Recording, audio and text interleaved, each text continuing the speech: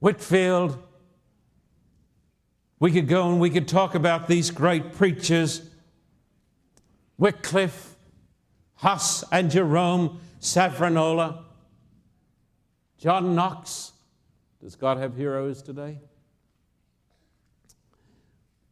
I can think of an American hero, in my humble opinion, as a young evangelist and as a great preacher of the gospel. He felt called by God to try radio when all the church leaders said, it won't work, it won't work. Only a passing fad. Who was persecuted by church leaders and had to establish the voice of prophecy in a chicken coop in his backyard. HMS Richards, who established a great international radio ministry. When I've read the story of Harold Richards and his wife still lives out at Thousand Oaks, I think heroes of God, heroes of faith.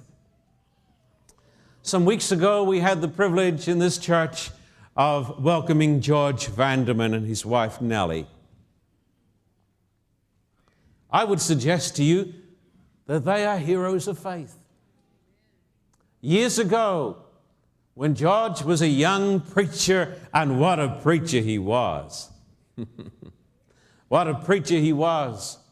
He felt called to use television and was persecuted. You say, but persecution doesn't happen anymore.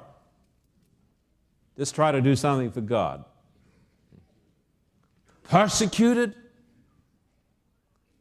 They tried to close him down. But George Vandeman had caught a glimpse of the King in all his glory. God used him to start a great television ministry. It is written. I salute them. I consider that George is a prince among men. There are people that I know. These are people that I know. George Vandeman, HMS Richards. And then in Illinois, in southern Illinois, there was a young man less than 10 years ago who was a carpenter who knew nothing at all about television. Hardly knew how to turn it on. He's probably watching this program.